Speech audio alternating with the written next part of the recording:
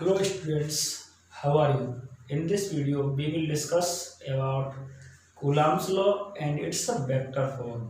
ठीक है, तो आज हम चर्चा करेंगे कूलाम के नियम और इसके सदस्यों के बारे में। तो कूलाम का नियम दो स्थिर बिंदुवत आवेशों के मध्य लगने वाले वैद्युत बल को ज्ञात करने के लिए प्रयोग किया जाता है।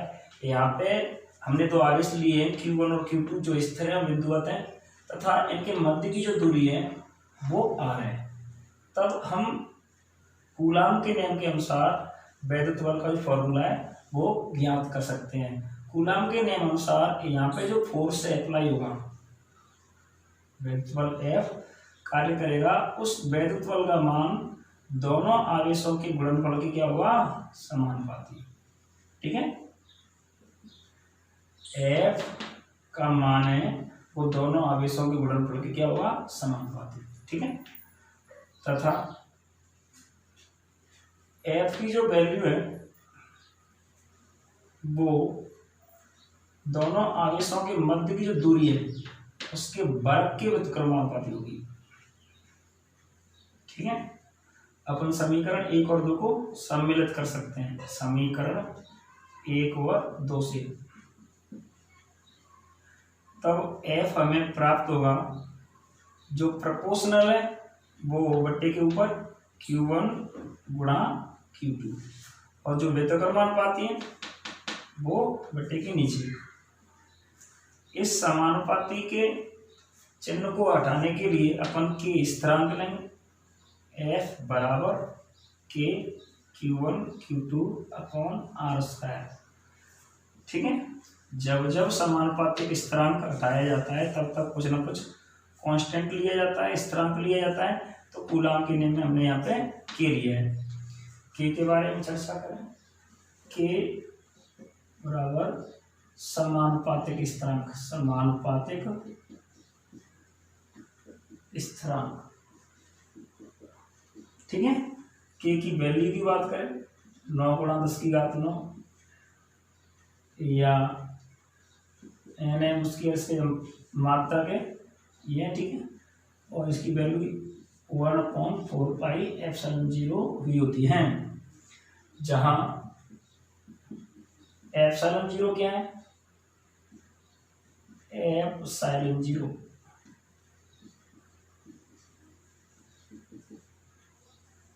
ये है हवा या निर्वात की गतिशीलता, हवा या निर्वात की विद्युतशीलता।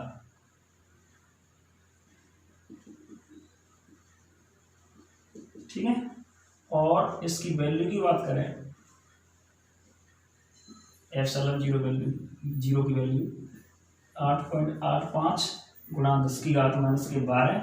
और यहाँ से अपन देख सकते हैं जो इसका यूनिट होगा, मात्रक होगा, वो अपोजिट होगा, coulomb square upon newton meter square. ठीक है, तो ये अपना कूलाम का नियम है जिसकी चर्चा अपन पहली वीडियो में भी कर चुके हैं। लेकिन आज अपन जो नया टॉपिक है वो है इसका सदिश रूप, वेक्टर फॉर्म कूलाम का नियम का। ठीक है, तो उसकी अपन चर्चा करेंगे। ठीक है, ये जो सूत्र है इस सूत्र के द्वारा अपन यहाँ पे लगने वाला वैद्युत बल ज्ञात कर सकते हैं। ठीक है,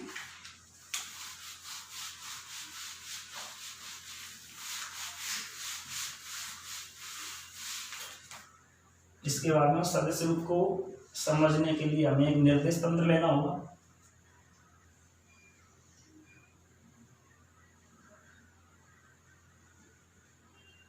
ये कोई निर्देश तंत्र है X Y Z और इसका मूल बिंदु O है। इस निर्देश तंत्र में हम दो आवेश लेते हैं, बिंदुवत आवेश Q1 और Q2।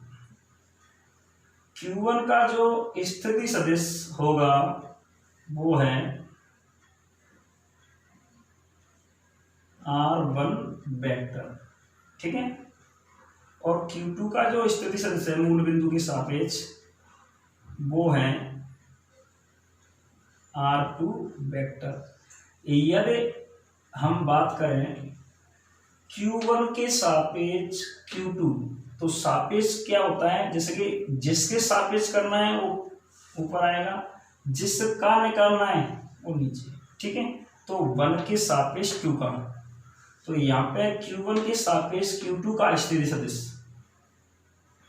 किसके सापेक्ष है भाई, किसके सापेक्ष, q1 के सापेक्ष किसका, q2 का, तो R2 किसके सापेक्ष है, 1 के सापेक्ष। ठीक है, समझ आया कि नहीं, जो सापेक्ष है वो ऊपर आता है हमेशा। यहाँ q1 के सापेक्ष q2 का स्थिति सदिश है R21 वेक्टर, और यहाँ पे जो फोर्स अप्लाई होगा q1 के कारण q2 पर, यदि दोनों समान प्रकृति के हैं तो प्रतिकर्षण बल कार्य करेगा, तो q2 पर प्रतिकर्षण बल लगेगा तो q2 q1 से दूर भागेगा, यानी इसकी जो दिशा है q2 पर वैद्युत बल की दिशा q1 से q2 की ओर होगी, F2 पर बल के कारण। ठीक है, तो वैसे ही यदि हम q1 पर जो रिपल्सिव फोर्स अप्लाई हो रहा है उसकी दिशा की बात करें तो q1 q2 से दूर भागेगा रिपल्सिव फोर्स के कारण, तो ये F12 वेक्टर हो जाएगा। ठीक है,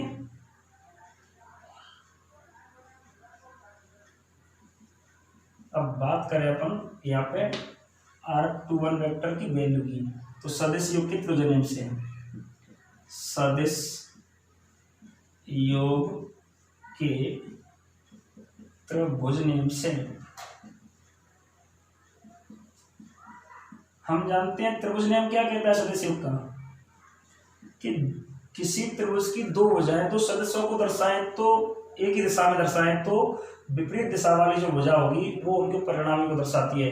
तो यहाँ पे अपन देख सकते हैं R1 वेक्टर और R21 वेक्टर एक ही दिशा में, जबकि R2 वेक्टर इनकी अपोजिट दिशा में। ठीक है, तो R1 vector plus R2 vector is equal to क्या होगा, R2 वेक्टर, R1 वेक्टर और R21 वेक्टर इनकी दिशा समान है, और इनका जो जोड़ होगा, एडिशन होगा, वो R2 वेक्टर के इक्वल होगा।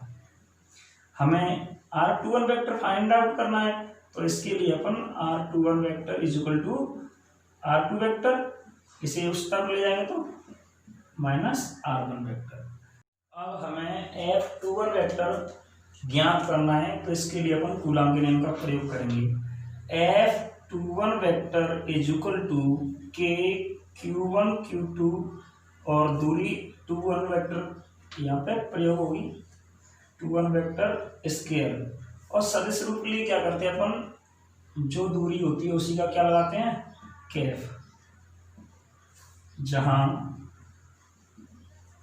R21 वेक्टर कैफ इकाई सदिश है जो F21 वेक्टर की दिशा बताता है। ठीक है, इसी प्रकार F12 vector is equal to K Q1 Q2 और यहाँ पे डिस्टेंस R12 वेक्टर का स्क्वायर, और वही कैप लगाएंगे अपन, R12 कैप। यह समीकरण फर्स्ट है और यह समीकरण सेकंड है। समीकरण फर्स्ट और सेकंड में अपन बात करें R21 वेक्टर के मैग्नीट्यूड और R12 वेक्टर के मैग्नीट्यूड की, तो ये बराबर होंगे, क्योंकि दूरी तो Q1 से Q2 की और Q2 से Q1 की बराबर ही होगी। लेकिन दोनों समीकरण में हम एक चीज डिफरेंट देखते हैं, वो है 21 कैप, R21 कैप और R12 कैप। इनकी जो दिशाएं, ये दिशा बता रहे हैं, दोनों इकाई सदिश क्या बता रहे हैं, दिशा बता रहे हैं, तो इनकी जो दिशाएं वो जस्ट विपरीत है। कैसी हैं, विपरीत। तो समीकरण 1 व 2 से स्पष्ट है, क्या स्पष्ट है, R21 cap opposite R12 cap. और इनकी जो, इन्हें अपन ऐसे भी लिख सकते हैं कि इकाई सदिश की दिशा विपरीत है, तो बल की, ये क्या बताते हैं, बल की दिशा बताते हैं, तो बल भी विपरीत दिशा होंगे, या F21 vector minus F12 vector. ये अपना क्रिया प्रतिक्रिया का नियम भी सिद्ध हुआ। ठीक है, ये कूलम के नियम का सच जरूर। इसके बाद चर्चा करेंगे अपन अगली वीडियो में।